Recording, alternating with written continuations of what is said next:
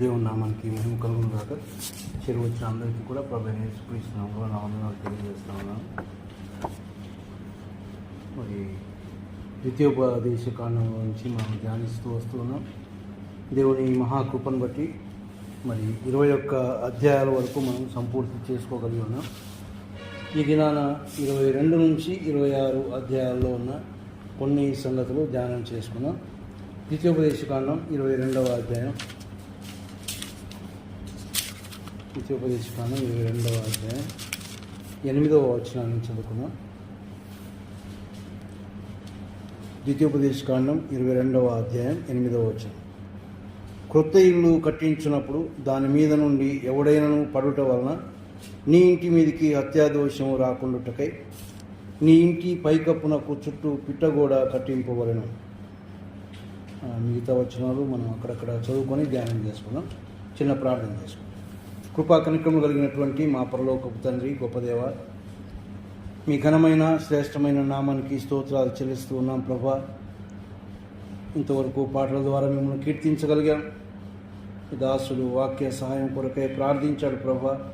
మీరు ఆలకించినందుకై మీకు స్తోత్రాలు. మీ పక్షముగా నిలబడి మరి ఒకసారి మీ కనులెత్తి మీ వైపు చూస్తూ ఉండగా ప్రభా, నన్ను మరుగు చేయమని, మీ ఆత్మచేత నింపమని, మీ యొక్క గ్రంథంలోని సంగతులను మేము తెలుసుకోవడానికి, ధ్యానించడానికి, వాటి ప్రకారం మేము నడుచుకోవడానికి మీ సహాయం మాకు దయచేయమని మా ప్రభువును రక్షకుడైన యేసుక్రీస్తు పేరట ప్రార్థించి వేడుకుంటున్నాం తండ్రి, ఆమేన్. మరి ద్వితీయోపదేశకాండంలో నుంచి చాలా సంగతులు దేవుని మహాకృపను బట్టి ధ్యానం చేస్తూ వచ్చాం. ద్వితీయోపదేశకాండం, ద్వితీయ ఉపదేశము అని రెండవసారి మోషే రెండవ తరానికి ఉపదేశించినటువంటి వర్తమానంగా మనం ధ్యానం చేసుకున్నాం. అందుకంటే మరి ద్వితీయోపదేశకాండంలో ఉన్న 34 అధ్యాయాల్లో ఉన్నటువంటి సారాంశాన్ని 3 భాగాలుగా మనం విభజించుకున్నాం. మొదటి నుంచి 4 అధ్యాయాల్లో అది ఒక మొదటి వర్తమానంగా, మొదటి సందేశంగా, దేవుడు ఇశ్రాయేలు కొరకు ఏమి చేశాడో దాని గురించినటువంటి వర్తమానం. తర్వాత 5వ అధ్యాయం నుంచి 26వ అధ్యాయం వరకు దాదాపుగా 22 అధ్యాయాలు ఆయన రెండవ సందేశం, దేవుడు ఇశ్రాయేలు నుండి ఏమి ఆశిస్తూ ఉన్నాడో, ఏమి కోరుకుంటూ ఉన్నాడో ఆ సంగతులను గురించి మరి ఆయన ఉపదేశించినట్టుగా మనం చూసుకున్నాం. తర్వాత 27వ అధ్యాయం నుంచి 34వ అధ్యాయం వరకు 8 అధ్యాయాల్లో 3వ సందేశం, దేవుడు ఇశ్రాయేలు కొరకు ఏమి చేయబోతా ఉన్నాడో వాటిని గురించిన సంగతులు ఉన్నట్టుగా ధ్యానం చేసుకున్నాం. మరి ఈ దినాన 22 నుంచి 26వ అధ్యాయం, అంటే 5 అధ్యాయాల్లో ఉన్నటువంటి కొన్ని సంగతులు చాలా క్లుప్తంగా, ఎందుకంటే మనం వివరంగా మాట్లాడుకోలేం, వివరంగా ధ్యానిస్తే మనం ఈ గ్రంథాన్ని సంపూర్తి చేయలేం కనుక చాలా క్లుప్తంగా ఒక్కొక్క అధ్యాయంలో ఉన్నటువంటి ముఖ్యమైన సంగతి ఏంటో దాని గురించి మాత్రమే ధ్యానం చేసుకుందాం. 22వ అధ్యాయంలో నుంచి మనం ఇప్పుడు ఒక వచనాన్ని చదువుకున్నాం. 8వ వచనంలో మనం చదువుకున్నాం. 8వ వచనంలో క్రొత్త ఇల్లు కట్టించినప్పుడు అని రాస్తూ నీ ఇంటి పైకప్పునకు చుట్టూ పిట్టగోడ కట్టింపవలను అని. ఎవడైనా పడుట వలన నీ ఇంటి మీద హత్యాదోషము రాకుండా నీ ఇంటి మీద పిట్టగోడ కట్టించుకోవాలా అన్నాడు. ఈ యొక్క మాటల నుంచి మనకు అర్థమయ్యే సంగతి ఏంటంటే, ఇతరుల యొక్క క్షేమం కొరకు మరి ఉండవలసినటువంటి భద్రత దేవుడు మన నుంచి కోరుకునేది ఏంటంటే, వ్యక్తిగతంగా అయితేనేమి, కుటుంబంగా, మన దైనందిన జీవితంలో, మన అనుదిన జీవితంలో మన నుంచి ఇతరులకు క్షేమం కలగాలనే తప్ప ఇతరులకు మన నుంచి అపాయం కలగకూడదు. అంటే మన యొక్క ఆత్మీయమైనటువంటి జీవితాలు ఇతరులకు ప్రయోజనకరంగా ఉండాలి. అదే సమయంలో వ్యక్తిగతంగా మనకు ప్రయోజనకరంగా ఉండాలి. కుటుంబంగా కూడా అవి మనకు భద్రత ఇచ్చేవిగా ఉండాలి. అందుకోసమే దాని గురించి మనం చూస్తూ ఉన్నాం. పిట్టగోడ అనేది మనం ఎరుగుదాం. పైన మరి ఎవరు పడిపోకుండా ఉండడానికి చుట్టూ ఒక సుమారైన ఎత్తులో మనం కట్టుకుంటాం, ఎవరు పడిపోకుండా ఉండాలి. పడిపోవటం వలన వచ్చే హత్యాదోషం అన్నాడు. అంటే ఎవరైనా ఇతరులు వచ్చి పడిపోతే ఆ హత్యాదోషం ఎవరికి వస్తుంది? ఆ ఇంటి వారికి వస్తుంది. కాబట్టి అలా కాకుండా మీరు భద్రత కోసం పిట్టగోడ కట్టుకోండి అన్నాడు. దేవుని యొక్క గ్రంథాన్ని మనం చదువుతూ ఉంటే చాలా సున్నితమైనటువంటి విషయాలను కూడా వదిలిపెట్టలేదు ఆయన.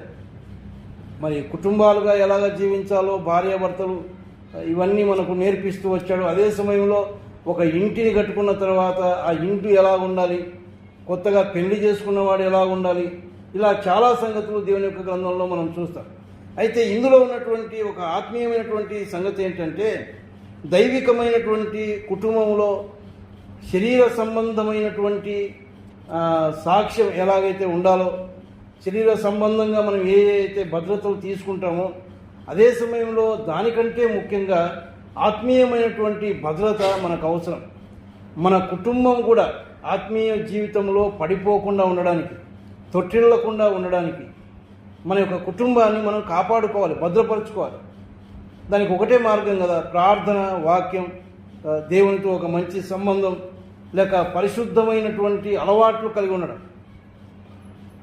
ఈ విధమైనటువంటి జీవితం కుటుంబం జీవిస్తూ ఉండగా, ఆ కుటుంబం మాత్రమే కాదు కానీ ఆ కుటుంబము దేవుని నుంచి దూరం కాకుండా ఉంటుంది, తొట్టిల్లకుండా ఉంటుంది, పడిపోకుండా ఉంటుంది. అదే సమయంలో అది ఇతరులకు క్షేమాన్ని ఇస్తుంది. ఇతరులు వారిని చూచుటను బట్టి, వారి యొక్క ప్రార్థనా జీవితాన్ని బట్టి, వాక్యాన్ని బట్టి, వారి యొక్క పరిశుద్ధమైనటువంటి అంటే చెడు అలవాట్లు లేకుండా మంచి అలవాట్లు కలిగి, మంచి క్రమమైనటువంటి పద్ధతి కలిగి జీవిస్తూ ఉండగా ఇతరులు కూడా పడిపోకుండా ఉండడానికి, ఇతరులు కూడా లోకంలో కలిసిపోకుండా, ఇతరులు మనల్ని చూసి నేర్చుకునే విధంగా ఉంటుంది. కానీ మనమే సరిలేకపోతే ఇంకా మన కుటుంబము భద్రతగా ఉండదు, ఇతరులను కూడా మనం ఆ విధమైనటువంటి మార్గంలోనికి మనం నడిపించలేం. కాబట్టి కుటుంబము చాలా శ్రేష్టం. కుటుంబాన్ని మనం నడిపించుకోవాలి సరైనటువంటి మార్గంలో. కుటుంబ ప్రార్థనల గురించి చాలాసార్లు అనుకుంటా ఉన్నాం. కొంతకాలం ప్రారంభించుకొని నేను వెళ్ళొచ్చాను. ఇంకా దాన్ని కంటిన్యూ చేస్తూ ఉన్నారో లేదో నాకు తెలియదు. అది ఒక ఏదో కాపలా కాసేది కాదు. ఎవరి కుటుంబాన్ని వారు భద్రం చేసుకోవాలి. దేవుడు మనకు హెచ్చరిక చేస్తాడు, దాన్ని మనం వినాలి. 10 సార్లు దేవుడు చెప్పడు. దేవుడు చెప్పిన దాన్ని మనం విని దాని ప్రకారం మనం పాటించాలంతే. ఎందుకు చెప్తా ఉన్నాడంటే మన క్షేమం, మన భద్రత, మన కుటుంబం యొక్క క్షేమం. అసలు పరిశుద్ధమైనటువంటి జీవితం, మంచి అలవాట్లు కలిగినటువంటి జీవితం కుటుంబంలో ఉంటే కుటుంబానికి ఎంత క్షేమమో అది పక్కింటి వారికి అయితేనేమి, ఇతరులకైతేనేమి అది క్షేమం.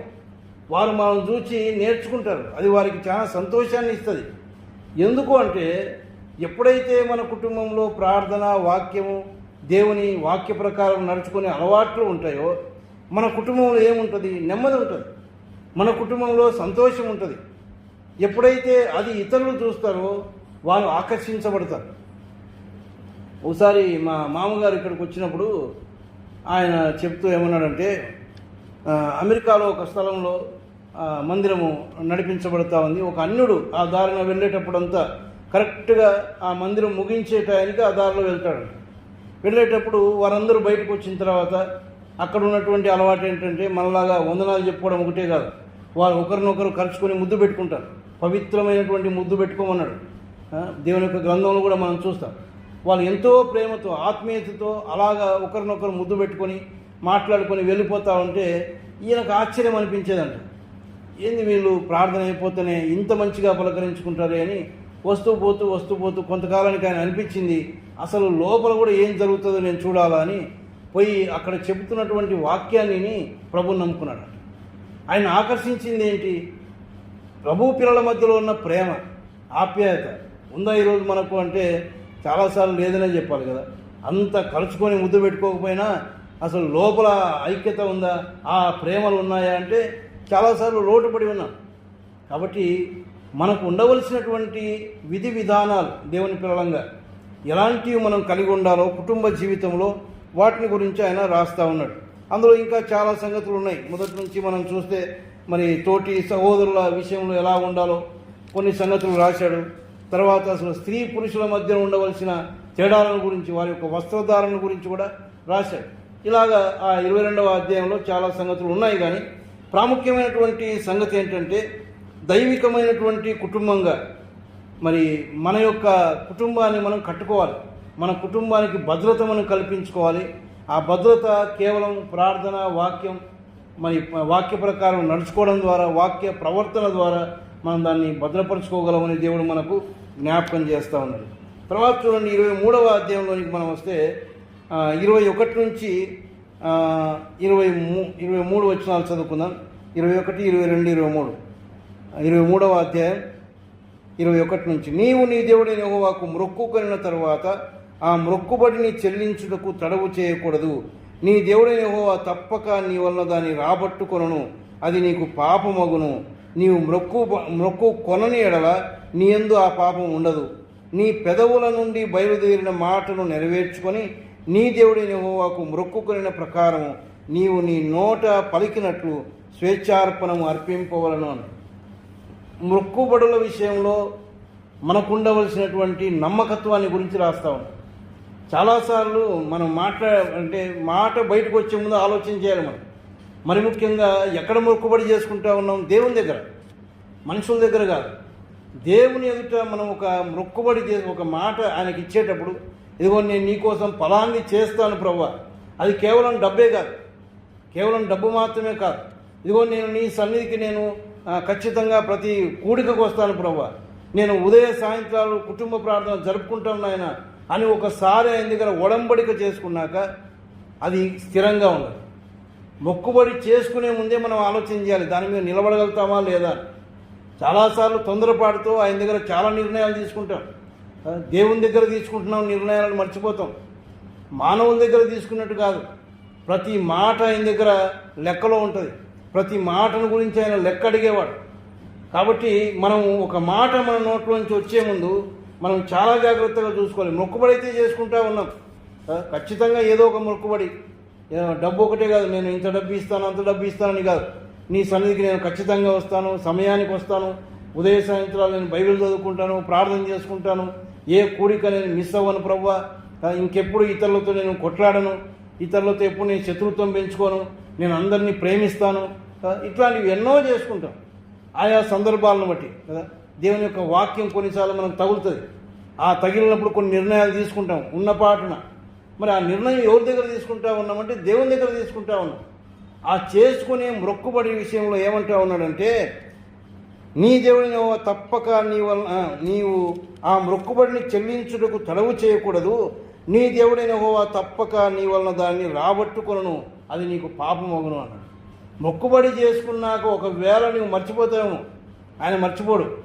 దాన్ని ఖచ్చితంగా రాబట్టుకుంటాడంటే ఎట్లా రాబట్టుకుంటాడు? మరి ఎట్లా రాబట్టుకోవాలి? ఆయన మనల్ని కొట్టైనా, మనల్ని శిక్షించైనా, మనల్ని ఒక భయంకరమైన స్థితిలో పెట్టైనా ఆయన రాబట్టుకుంటాడు అంతే. ఏ మొక్కుబడి అయితే చేసుకున్నామో అది ఆయనైతే రాబట్టుకుంటాడు. కానీ అదేమైతా ఉంది? పాపం అవుతా ఉంది. మనం మొక్కుబడి చేసుకొని దాని ప్రకారం చేయకపోతే అది పాపము అన్నాడు. దానికంటే నీవు మొక్కు కొనని నీ యందు ఆ పాపము. మొక్కుకోకుంటే మేలు కదా, ఎందుకు చేసుకోవాలి తీర్మానాలు? మౌనంగా ఉంటే సరిపోతుంది. మనము ఉద్రేకపడి అప్పుడప్పుడు దేవుని యొక్క వాక్యాన్ని విని చాలా ఉద్రేకం వచ్చి చేసుకుంటాం, చాలా ప్రమాణాలు చేస్తాం.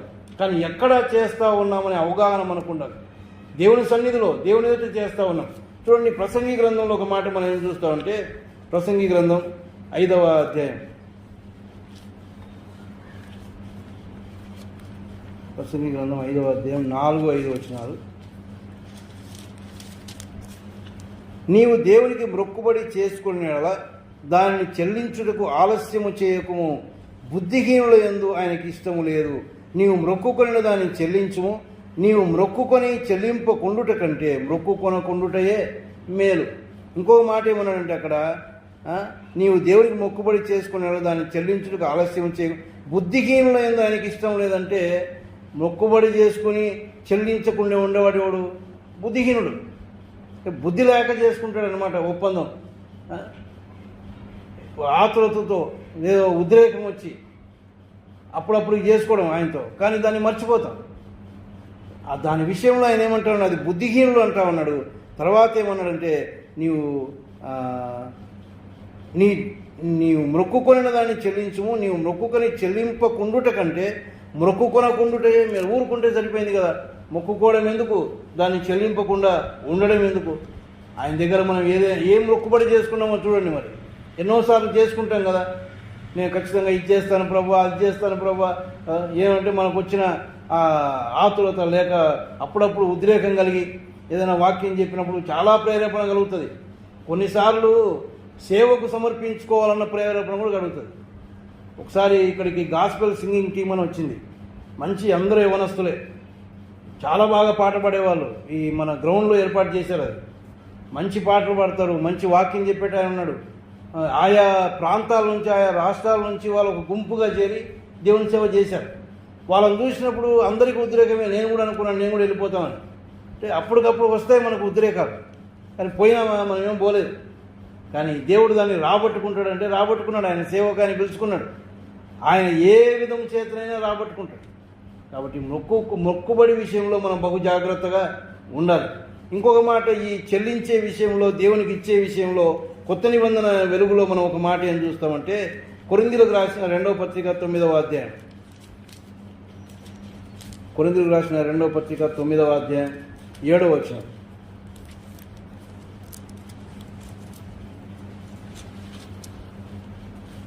సనువు కొనకయు బలవంతముగా కాకయు ప్రతి వాడును తన హృదయంలో నిశ్చయించుకున్న ప్రకారం ఇయ్యవలను, దేవుడు ఉత్సాహముగా ఇచ్చువాని ప్రేమించున్నాను.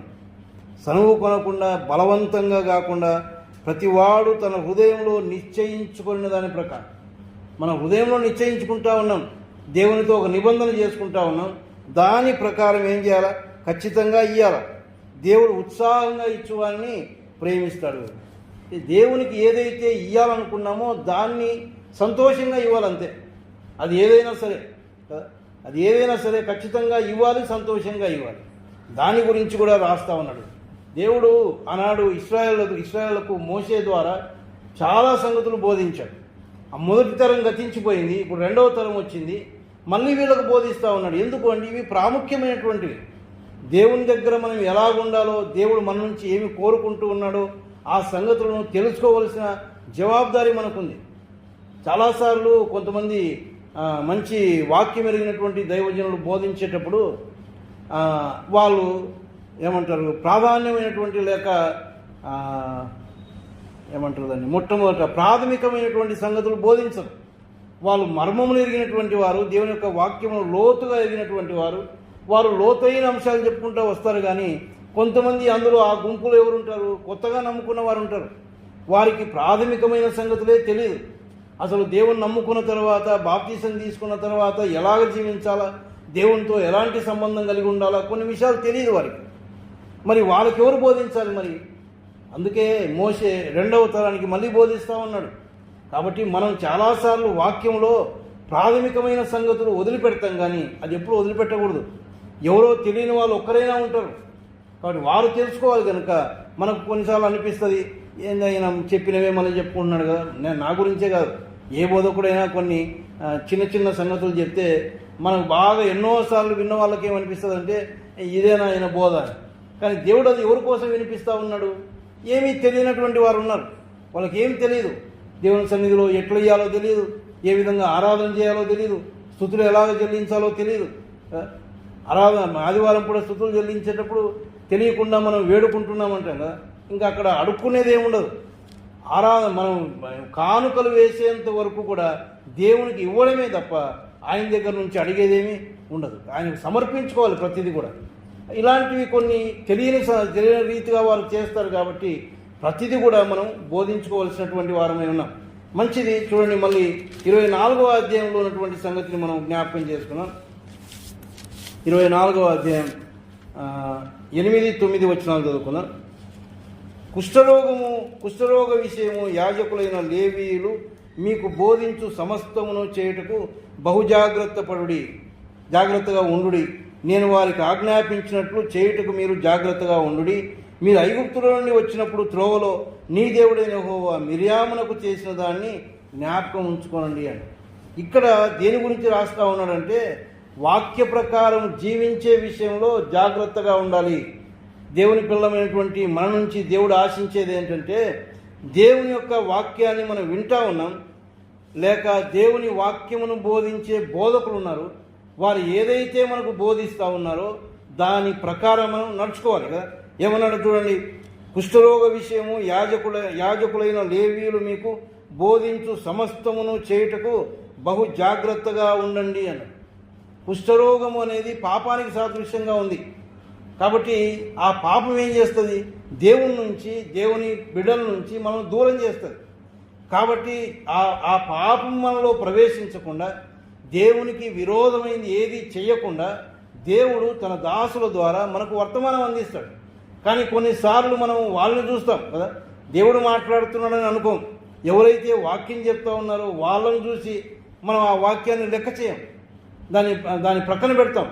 దానివల్ల ఏమవుతుంది? పాపానికి లోనైపోతాం. పాపానికి లోను కాకుండా ఇంకొక మాట ఏమన్నాడంటే, కిందకు వస్తే, నేను వారికి ఆజ్ఞాపించినట్లు చేయుటకు మీరు జాగ్రత్తగా. ఎవరు ఆజ్ఞాపించారు? నిలబడి వాక్యం చెప్పేవానికి ఒకడు ఆజ్ఞాపిస్తూ ఉన్నాడు, పైన ఉన్నటువంటి వాడు, దేవాది దేవుడైనటువంటి వాడు తానే. ఎవరైతే వాక్యపక్షంగా నిలబడతా ఉన్నారో వారి ద్వారా ఆయన మాట్లాడుతూ ఉన్నాడు. నేను వారికి ఆజ్ఞాపించినట్లు. దేవుడు ఇచ్చినటువంటి మాటలను, అందుకే వాక్యం చెప్పే వాళ్ళని ఏమంటారంటే పోస్ట్ మ్యాన్ అంటారు కదా. పోస్ట్ మ్యాన్ ఏం చేస్తాడు? ఒక ఉత్తరం తీసుకొచ్చి మనకి ఇస్తాడు. ఆ ఉత్తరం పోస్ట్ మ్యాన్ రాసిందా? కాదు. రాసింది ఎవరో రాసినారు మన కోసం.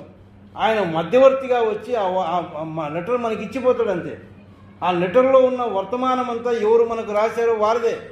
దేవుని పక్షముగా నిలబడిన తర్వాత నిలబడిన వాడు ఒక పోస్ట్ మ్యాన్ లాగా ఆ వర్తమానం అంతా దేవుందే, దాన్ని అందిస్తూ ఉన్నాడు అంతవరకే. ఆ దేవుని వాక్యాన్ని మనం నిర్లక్ష్య పెడితే మనం దేనికి లోనైపోతాం? పాపానికి లోనైపోతాం అని చెప్తూ ఏమన్నాడంటే, మీరు ఐగుప్తులో నుండి వచ్చినప్పుడు త్రోవలో నీ దేవుడైన యెహోవా మిర్యామునకు చేసిన దాన్ని జ్ఞాపకం ఉంచుకోండి అన్నాడు. ఏం చేశాడు మరి మిర్యాముకు? ఎవరి మిర్యాము? మోషే అక్క. ఆయన మోషే నాయకుడు, ఆయన నడిపిస్తూ ఉన్నాడు. ఆయన నడిపించుకుంటూ వస్తూ ఉంటే చూడండి, నా సంఖ్యాకాండం 12వ అధ్యాయం, సంఖ్యాకాండం 12వ అధ్యాయం మొదటి 3 వచనాలు. మొదటి 3 వచనం. మోషే కూషు దేశపు స్త్రీని పెళ్లి చేసుకుని ఉండను గనుక అతడు పెళ్లి చేసుకున్న ఆ స్త్రీని బట్టి మిర్యామహరోనులు అతనికి విరోధముగా మాట్లాడిరి. వారు మోషే చేత మాత్రమే యెహోవా పలికించినా ఆయన మా చేతను పలికింపలేదా అని చెప్పుకొనగా యెహోవా మాట వినెను అని మనం చూస్తాం. ఇక్కడ మరి మోషేను గురించి విరోధంగా మాట్లాడుకుంటా ఉన్నారు. ఆయన వివాహం చేసుకున్న దాన్ని బట్టి వీరు మా విరోధంగా మాట్లాడుకుంటూ, మోషే చేత మాత్రమే యెహోవా పలికించినా ఆయన మా చేతను పలికింపలేదా? ఆయన ఒక్కడేనా మాకు చేత కాదా నడిపించడానికి? ఆయన ఒక్కడేనా నాయకుడు అన్నట్టుగా వాళ్ళు మాట్లాడుతూ ఉన్నారు. ఎప్పుడైతే ఒక నాయకునికి విరోధంగా మాట్లాడతారో దేవుడు దాన్ని ఎంతమాత్రము సహించేవాడు కాదు. మోషేకు విరోధంగా మాట్లాడుతూ ఉన్నారు. అందుకేమైంది? తర్వాత వస్తే దేవుడు వాళ్ళ ముగ్గురిని పిలిచినాడు, వాళ్ళతో మాట్లాడినాడు.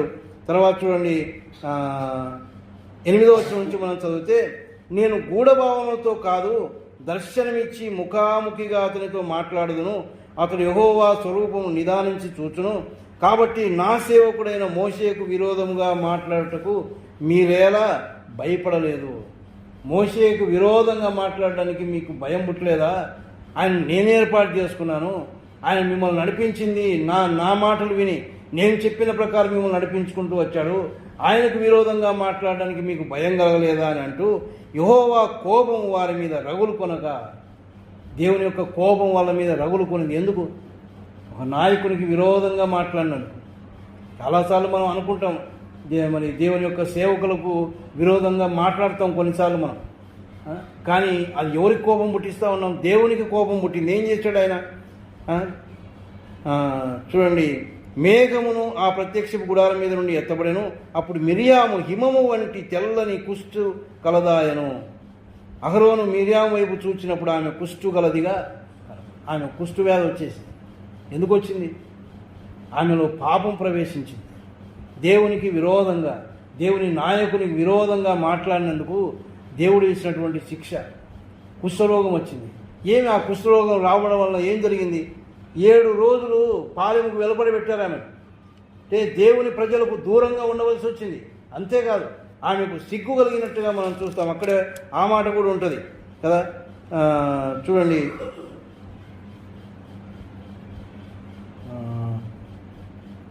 14వ వచనంలో, అప్పుడు యెహోవా మోషేతో ఆమె తండ్రి ఆమె ముఖం మీద ఉమ్మి వేసినలా ఆమె 7 దినములు సిగ్గుపడును కదా అన్నాడు.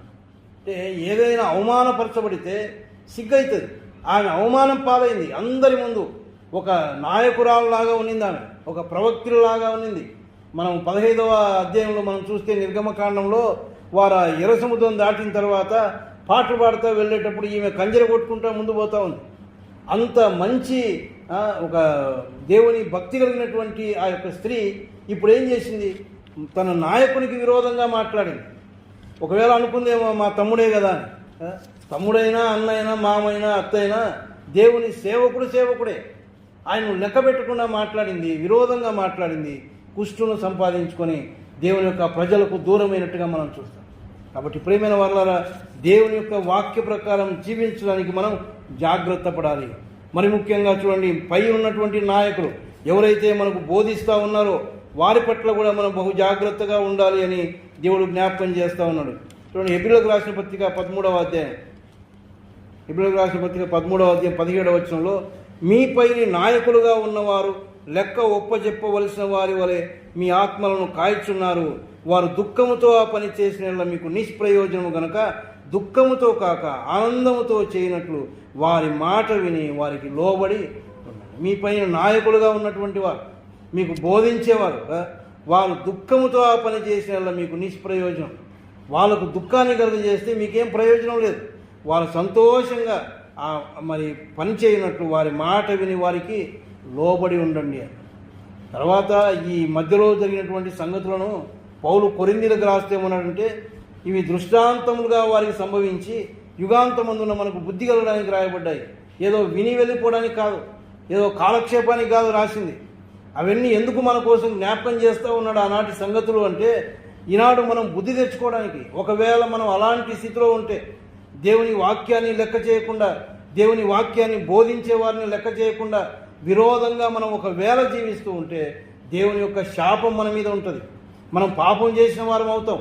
కాబట్టి జాగ్రత్తగా ఉండండి అని దేవుడు మనల్ని హెచ్చరిక చేస్తాం. అది మనకు 24వ అధ్యాయంలో ఉన్నటువంటి సంగతి. 25వ అధ్యాయంలోనికి వద్దాం.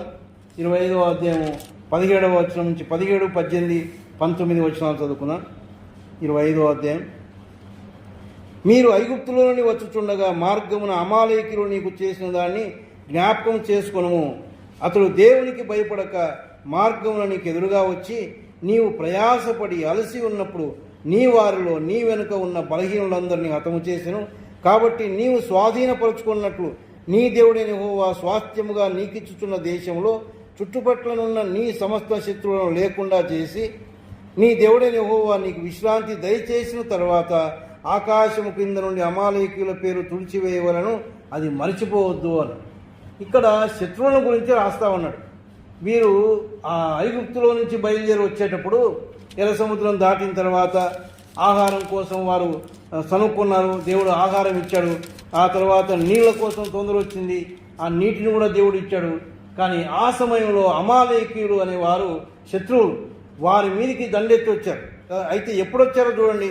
ఎప్పుడు వచ్చారంట, నీవు ప్రయాసపడి అలసి ఉన్నప్పుడు నీ వారిలో నీ వెనుక నున్న బలహీనులందరినీ హతము చేశారు. అలసి ఉన్నప్పుడు, బలహీనులుగా ఉన్నప్పుడు వారి మీద వాడు హఠాత్తుగా దాడి చేశాడు శత్రువు. శత్రువు అనేవాడు వాడు మన అపవాదే. అపవాది మన శత్రువు. శత్రువు దాడి చేస్తాడు. కాబట్టి శత్రువు చేసినటువంటి కార్యాలను మీరు జ్ఞాపకం పెట్టుకోండి. గత జీవితంలో శత్రువు మన మీద ఎట్లా దాడి చేసినాడో, ఏ విధంగా మనల్ని పడద్రోశాడో వాటిని జ్ఞాపకం పెట్టుకోండి. వాటిని మరిచిపోవద్దు అంటూ ఉన్నాడు. ఎందుకు? మళ్ళీ వాడు అదే పని చేస్తాడు. ఎప్పుడు పడేస్తాడు? మనం అలసిపోయినప్పుడు, మనం బలహీనంగా ఉన్నప్పుడు. ఎప్పుడు బలహీనం అవుతాం? మనిషి ఎప్పుడు బలహీనుడు అవుతాడు? సరిగా తిండి తినకపోతే బలహీనుడు అవుతాడు. మనం కూడా సరైనటువంటి వాక్యాన్ని తీసుకోకపోతే, వాక్యాన్ని చదవకపోయినా, వాక్యాన్ని వినకపోయినా, మరి వాక్యాన్ని మన హృదయంలో చేర్చుకోకపోయినా మనం బలహీనమైపోతాం ఆత్మీయంగా. ఎప్పుడైతే వాక్యం మనలో ఉండదో, ఎప్పుడైతే బలహీనం అవుతామో సాతానుడు మన మీద దాడి చేస్తాడు. మనను దేవుని నుంచి మనను దూరం చేసేవాడుగా ఉన్నాడు. కాబట్టి వాని నుంచి మీరు జాగ్రత్తగా ఉండండి అన్నాడు. ఈ అమాలేకులు చేసిన పని అదే. వాళ్ళు అప్పటికే అలసిపోయారు. అక్కడి నుంచి బయలుదేరి వచ్చినారు, అలసిన స్థితిలో ఉన్నారు, బలహీనమైన స్థితిలో ఉన్నారు. అప్పుడు వారి మీద దాడి చేశాడు. పేతురు రాస్తూ ఏమంటాడంటే, సాతాను ఎలాగున్నాడంటే గర్జించు సింహం వలె ఎవరిని మృంగుదునా అని ఎదురు చూస్తూ ఉన్నాడు. ఎప్పుడు దొరుకుతారా, ఎప్పుడు మింగేద్దామా, ఎప్పుడు దొరుకుతాం? బలహీనమైనప్పుడు దొరుకుతాం. బలంగా ఉన్నప్పుడు వాడు మనల్ని ఏం చేయలేడు. కానీ అందుకోసమే మనకు దేవుని వాక్యం అనేది చాలా అవసరమని దేవుడు మనకు జ్ఞాపకం చేస్తూ ఉన్నాడు. అన్నాడు అమాలేకులు చేసినటువంటి పని అదే. మరి అలసి ఉన్నప్పుడు, వారు నిరుత్సాహంగా ఉన్నప్పుడు, బలహీనులైనప్పుడు, ఇంకా కొన్నిసార్లు ఒంటరిగా ఉన్నప్పుడు మన మీద దాడి చేస్తాడు. అందుకే దేవుడు అన్నాడు ఒంటరిగా ఉండటం మంచిది కాదు అని. దావీదు విషయంలో అదే జరిగింది. ఒంటరిగా పైన తిరుగుతూ ఉన్నాడు, మిద్దె పైన పాపానికి లోనైపోయినాడు. అవ్వ కూడా ఒంటరిగానే ఉంది, ఆదాముతో ఉండకుండా ఒంటరిగా ఉంది, సాతానుకు లోనైపోయింది. కాబట్టి ఒంటరి జీవితం కూడా మంచిది కాదు. చాలాసార్లు ఒంటరితనాన్ని కోరుకుంటాం, అయితే ఎప్పుడు ప్రార్థించేటప్పుడు మాత్రమే.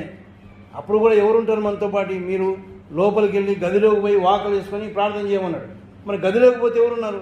యేసుప్రభు ఉన్నాడు మనతో పాటు. ఒంటరిగా ఏం లేవు, ఆయన మనతో ఉంటాడు, ఆయనతో మాట్లాడుతూ ఉంటాం. కాబట్టి ఒంటరితనం అనేది కూడా మంచిది కాదు. ఎప్పుడైతే ఒంటరిగా ఉంటామో అప్పుడు సాతానుడు మన మీద దాడి చేస్తాడు. ఇంకొక సంగతి నేను 26వ అధ్యాయంలో చాలా క్లుప్తంగా మీకు జ్ఞాపకం చేసి నేను ముగిస్తాను, ఎందుకంటే అప్పటికి ఆ అంశం అయిపోతుంది కనుక. ద్వితీయోపదేశకాండం 26వ అధ్యాయం 16 నుంచి 19 వచనాల్లో, నీ కట్టడలను విధులను గైకొనమని నీ దేవుడైన యెహోవా నీకు ఆజ్ఞాపించున్నాడు గనుక నీవు నీ పూర్ణ హృదయంతోనూ నీ పూర్ణాత్మతోనూ వాటిని అనుసరించి నడుచుకొనవలను. యెహోవాయే నీకు దేవుడై ఉన్నాడని నీవు ఆయన మార్గముల యందు నడిచి ఆయన కట్టడలను, ఆయన ఆజ్ఞలను, ఆయన విధులను అనుసరించి ఆయన మాట విందుననియు నేడు ఆయనతో మాట ఇచ్చితివి.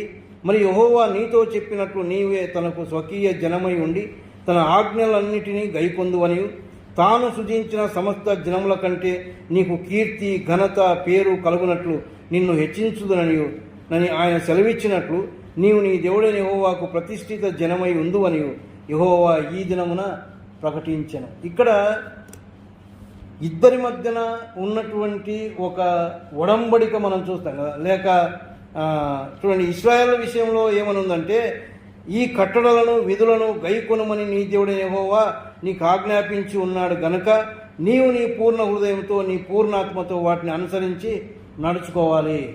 ఇశ్రాయేల్ విషయంలో దేవుడు కోరుకుంటున్నది ఏంటి అంటే, ఈ యొక్క కట్టడలను విధులను గైకొనమని దేవుడు ఆజ్ఞాపించాడు కాబట్టి పూర్ణ హృదయంతో పూర్ణాత్మతో మీరు వాటిని అనుసరించి నడుచుకోండి అంటా ఉన్నాడు. అందుకే కిందేమన్నాడంటే, నేడు ఆయనతో మాట ఇచ్చితివి. అంటే మనమే, ఇశ్రాయేలే మాట ఇచ్చారు అన్నాడు, మేము నీ వాక్య ప్రకారము పూర్ణ హృదయంతో పూర్ణ మనసుతో నడుచుకుంటాం ప్రభు అని. మనం కూడా మాట ఇచ్చాము దేవుని దగ్గర. ప్రభువు నమ్ముకున్నప్పుడు, ప్రభువా నేను నీ బిడ్డగా నన్ను చేసుకుని ఆయన నీ అధికారం కింద నేను ఉంటాను, నీ ఇష్ట ప్రకారమే నేను నడుచుకుంటాను అని మనం కూడా ఆయన దగ్గర మాట ఇచ్చాం. మన మాట ఇచ్చిన మనం ఆ విధంగా నడుచుకుంటూ ఉన్నామా? మనము దేవునితో ఎట్లుంటామో దేవుడు మనతో అట్లుంటాడు. మనం ఆయన ఆజ్ఞల ప్రకారం మనం నడుచుకుంటూ ఉంటే, ఆ మాట మనమే ఇచ్చాము, వారు ఇచ్చారు అన్నాడు, దాని ప్రకారం నడుచుకుంటే ఏం చేస్తాడు ఆయన? కిందికి వస్తే ఆయన అంటా ఉన్నాడు, మరి యెహోవా నీతో చెప్పినట్లు నీవే తనకు స్వకీయ జనమై ఉండి తన ఆజ్ఞ అన్నిటినీ గైకొందువనియు తాను సృజించిన సమస్త జనముల కంటే నీకు కీర్తి, ఘనత, పేరు కలుగునట్లు నిన్ను హెచ్చించుదునని ఆయన సెలవిచ్చినట్లు నీవు నీ దేవుడైన యెహోవాకు ప్రతిష్ఠిత జనమై ఉందువని యెహోవా ఈ దినమున ప్రకటించను. ఆయన కూడా ప్రకటన చేస్తూ ఉన్నాడు, మీరు నా విషయంలో నా ఆజ్ఞల ప్రకారం పూర్ణ హృదయంతో పూర్ణాత్మతో నడుచుకుంటే ఎలా ఉంటారంట? నీవు నాకు స్వకీయ జనమై ఉంటావు, తర్వాత నీకు కీర్తి, ఘనత, పేరు కలుగునట్లు నిన్ను హెచ్చిస్తాను అంటావు. ఇది ఇద్దరి మధ్యన ఉన్నటువంటి ఒడంబడిక. దేవుని ప్రజలకు దేవునికి ఉన్నటువంటి ఒడంబడిక. మనము దేవునితో ఎలాగ నడుచుకుంటామో, దేవుని మాట ప్రకారం ఎలాగ నడుచుకుంటామో దేవుడు కూడా మనతో అట్లే నడుచుకుంటాడు. ఆయన చెప్పిన మాట ప్రకారం మనం జీవిస్తే మనల్ని ఆయన ఏం చేస్తాడు? మనకు కీర్తి, తర్వాత ఘనత, పేరు కలుగునట్లు నిన్ను హెచ్చిస్తాను అన్నాడు, స్వకీయ జనముగా చేసుకుంటాను అని. కాబట్టి మనం చేయాల్సింది ఒకటే, ఆయన ఇష్ట ప్రకారం మనం నడుచుకోవాల్సిన వారమై ఉన్నామని దేవుడు మనకు జ్ఞాపకం చేస్తున్నాడు. కాబట్టి ప్రియమైన వారలారా, 22 నుంచి 26 అధ్యాయాల్లో చాలా సంగతులు మీకు జ్ఞాపకం చేశాను. మరి ఎంతవరకు జ్ఞాపకం ఉన్నాయో నాకు తెలియదు, కానీ 22వ అధ్యాయంలో ఉన్న సారాంశం ఏంటంటే, వ్యక్తిగతంగా, కుటుంబంగా మన యొక్క ఆత్మీయ జీవితాలను మనం కట్టుకోవాలి. మన ఆత్మీయ జీవితాలకు భద్రత కలిగించుకోవాలి. ఎలా కలిగించుకోవాలా? ప్రార్థన, వాక్య ప్రకారం నడుచుకుంటూ పరిశుద్ధమైనటువంటి, పవిత్రమైనటువంటి మంచి అలవాట్లు కలిగి దాన్ని మనం భద్రం చేసుకుంటాం. రెండవది, 23వ అధ్యాయంలో దేవునికి మాట ఇచ్చే విషయంలో, మొక్కుబడుల విషయంలో దేవుని దగ్గర మనం ఏదైతే మాట ఇచ్చామో దాని ప్రకారం మనం నడుచుకోవాలి. నడుచుకోకపోతే అది పాపం అవుతుంది. తర్వాత 24వ అధ్యాయంలో వాక్య ప్రకారం జీవించడానికి మనం జాగ్రత్త పడాలి. 25వ అధ్యాయంలో శత్రువు విషయంలో జాగ్రత్తగా ఉన్నాడు. వాడు గర్జించు సింహం వలె కాచుకొని ఉన్నాడు. వానికి మనం లోను కాకుండా ఎప్పుడు లోనవుతాం? బలహీనమైనప్పుడు. ఎప్పుడు బలహీనమవుతాం? దేవుని వాక్యాన్ని, ప్రార్థన వాక్యం లేకపోయినా, దేవుని సన్నిధిని నిర్లక్ష్యం చేసినా ఖచ్చితంగా మనం బలహీనమైపోతాం. అందుకే ఈ సహవాసం ఎందుకు అంటే, ఎందుకు వారానికి ఇన్నిసార్లు అవసరమా అంటే మనం ఇంకా తక్కువే. ఎందుకు ఈ సహవాసం? దేవునిలో మనం బలపడడానికి, మనం బలంగా ఉండడానికి. ఈ వారంలో ఒక్కరోజు అన్నం తినకపోయినా బలహీనం అవుతాం. మరి ఆత్మీయమైన ఆహారం ఒక 3-4 రోజులు మనకు లేకపోతే బలహీనంగా కింగేమవుతాం. సాతానుడు కాచుకొని ఉంటాడు. చాలాసార్లు దావీదు జ్ఞాపకం వస్తాడు. ఈ గొల్లియాతు విషయంలో గొల్లియాతు మరి అజానుబాహుడే, కవచాన్ని ధరించుకున్నాడు. తల నుంచి కింది వరకు మొత్తం కవచం ధరించుకున్నాడు. ఎక్కడ కొట్టినా దెబ్బ తగలదు ఆయన. కానీ దావీదు ఎక్కడ కొట్టినాడు? నుదుటి మీద కొట్టినాడు. అంటే అక్కడ మాత్రమే స్థలం ఉంది ఇంకా కొట్టడానికి. గురి చూసి కొట్టినాడు. సాతాను కూడా బాగా గురి చూస్తాడు. ఎక్కడ వీడు నాకు లోన్ అవుతాడా, ఎక్కడ పడిపోతాడా కదా. మన బలహీనతలు వానికి బాగా తెలుసు. మనం ఎక్కడ బలహీనమో, అబద్ధం చెప్పే విషయంలో బలహీనమో, బూతులాడే విషయంలో బలహీనమో, ఇంకా ఏ విషయంలో బలహీనమో వానికి తెలుసు. కాబట్టి మనకు కోపం తెప్పిస్తాడు. కోపం వస్తే ఏం చేస్తాం? బూతులు మాట్లాడతాం. కోపం వస్తే బూతులు మాట్లాడతాం. అందుకే కోపపడు కానీ పాపం చేయొద్దు అన్న. కోపం వస్తుంది కొన్ని సందర్భాలు, కానీ కోపం వచ్చింది కదా అని మనం నోరు బారేసుకోకూడదు. మనం నోరును అదుపులో పెట్టుకోవాలి. కాబట్టి సాతానుడు కాచుకొని ఉంటాడు. మనం వానికి లోను కాకుండా మన యొక్క ఆత్మీయ జీవితాలను కాపాడుకుంటూ ముందుకు సాగడానికి దేవుడు తన కృపను అనుగ్రహించును గాక.